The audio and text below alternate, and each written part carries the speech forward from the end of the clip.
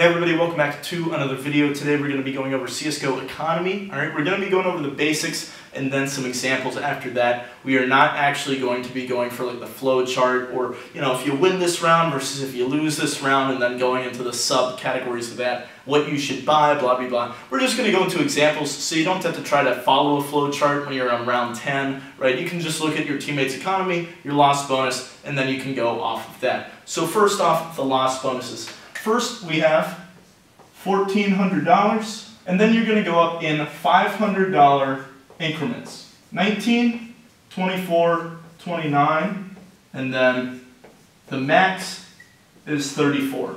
Every time you lose a round, you move down the ladder, okay? Now there's a couple exceptions with these. Pistol round, you start at the second loss bonus, right? From there, you move down. So if you lose pistol, you do get $1,900 instead of starting at the $1,400 mark. But let's say you lose 3 rounds in a row, so you're at this loss bonus, and then you win a round. It used to be that you would then reset up to the first round loss bonus, so if you won a round and then you lost again, you would be, quote, reset. That's no longer a thing, right? They've taken that out of the game.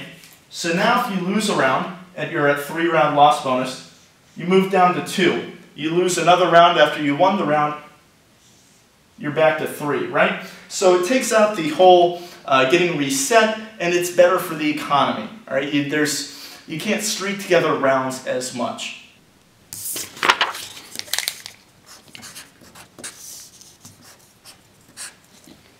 You're going to get $32.50 for winning the round, whether that's on CT or T side, does not matter. You're getting $32.50. You're going to get a plus $250 bonus if you win that round by defusing the bomb or the bomb exploding. And then the person who defused or the person who planted that bomb get the plus $300 bonus on top of this. The whole team gets this, which then comes out to $3,500. Some other things are different weapons give you different amounts of money per kill.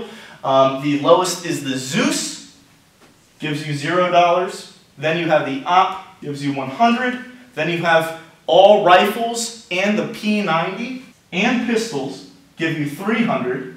Then SMGs, excluding the P90, give you 600. And then the shotguns give you 900. With the knife actually giving you $1,500, right? And so those are different weapon types. So that's pretty much all the basics out of the way. So yeah, let's jump into this.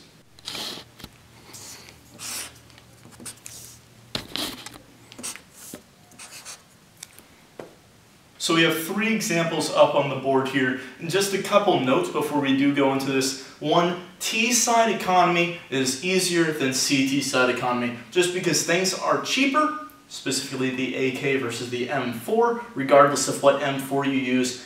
And on top of that, T-side players do not have to buy a kit. Also, their mollies are $200 cheaper.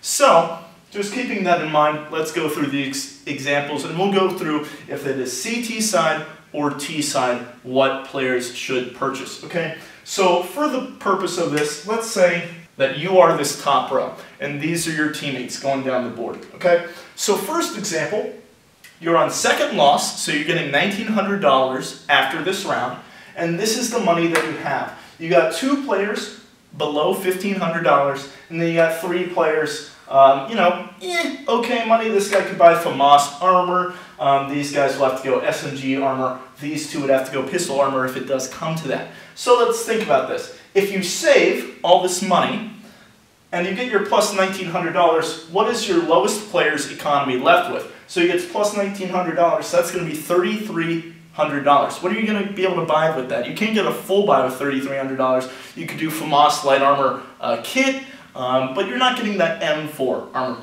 So in this situation, you're going to force up. Force up means everybody is going to spend down to as close to 0 as they can get, while buying good weapons or lots of grenades. So for example, this guy with the $2,200 could buy a $700 deagle, plus $650 for light armor, so we're at $1,350 right now. he has what, like 800 left over, 750, and then he could buy smoke and then 2 flash. Or he could go ahead and buy MP9 head armor and go and take on the T's, right?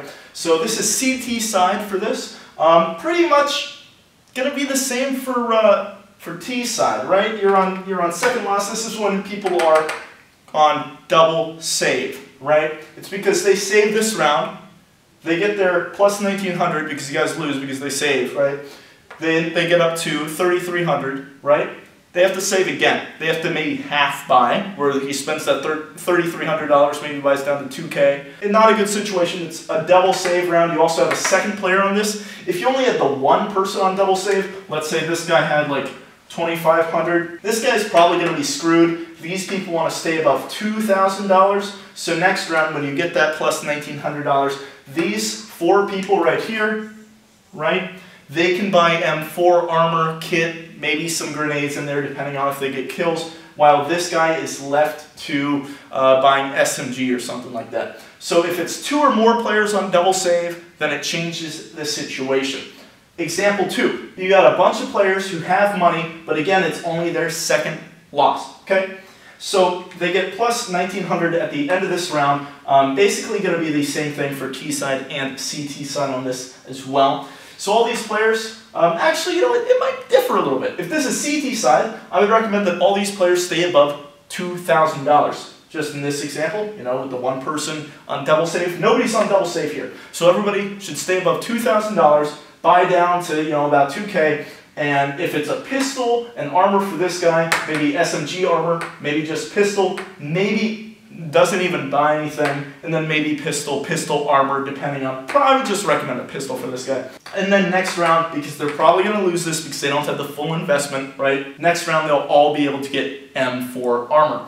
When it comes to T side, you only need $3,700 to get a full buy for T side. So this guy, he can spend $2,000 this round and not worry about it. So he could buy MAC-10 and head armor, right? Or he could buy Scout and smoke, and he'd be totally fine. He'd drop down to $1,800, gets the plus $1,900, that puts him at exactly $3,700. He can buy AK and head armor next round and be perfectly fine. So he can buy a little bit more.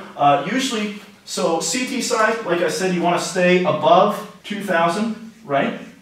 T side, you want to stay above 17, right? Because you just don't have to spend that extra money.